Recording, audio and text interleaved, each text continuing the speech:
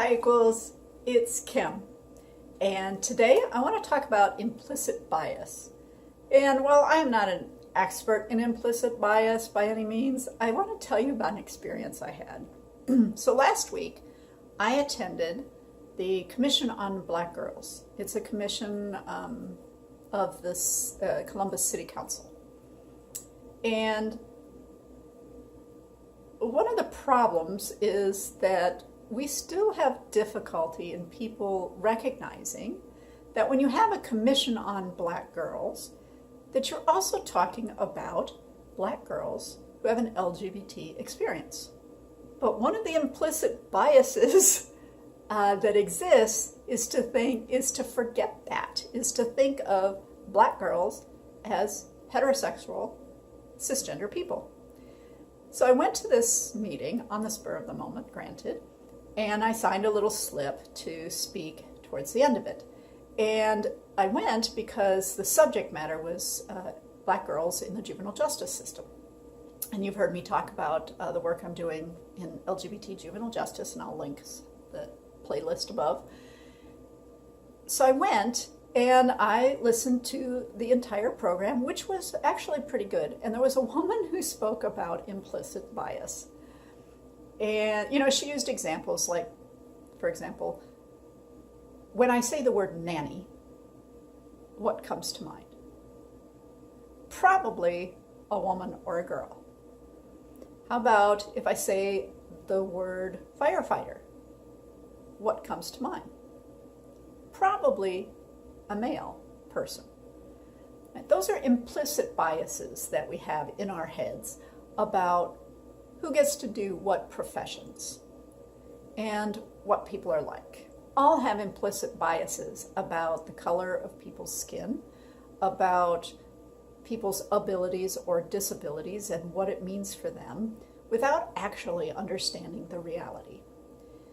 What I was interested in is that when this woman spoke about implicit biases, and she's talked about, the range of those implicit biases, she did not include sexual orientation and gender identity.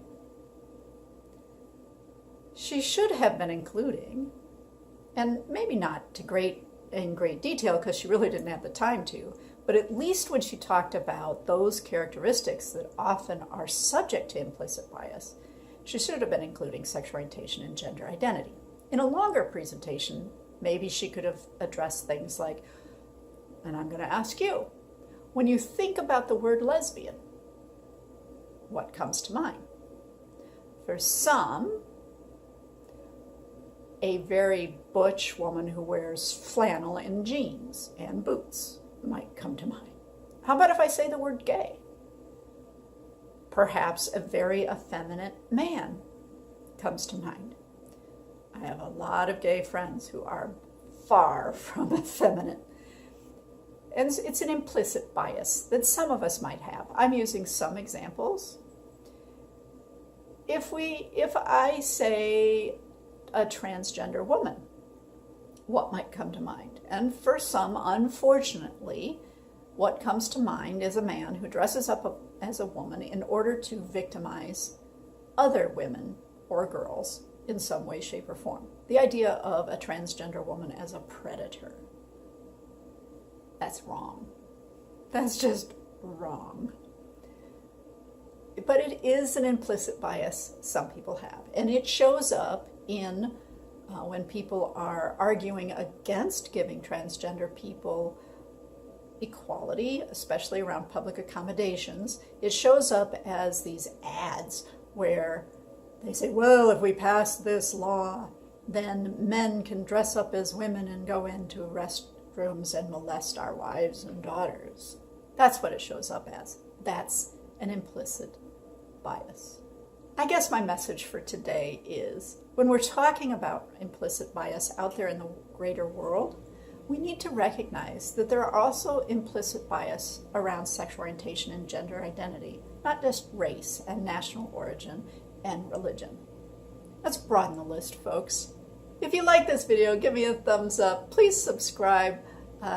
Make some comments. Add your thoughts to the comments below. The more comments and interaction I get on my videos, the more Facebook will put my videos out there. I'd love to have more people seeing my videos because I want the message to get out. I want to help educate more people. I want to take on more implicit bias, and you can help. Thanks, equals. See you later.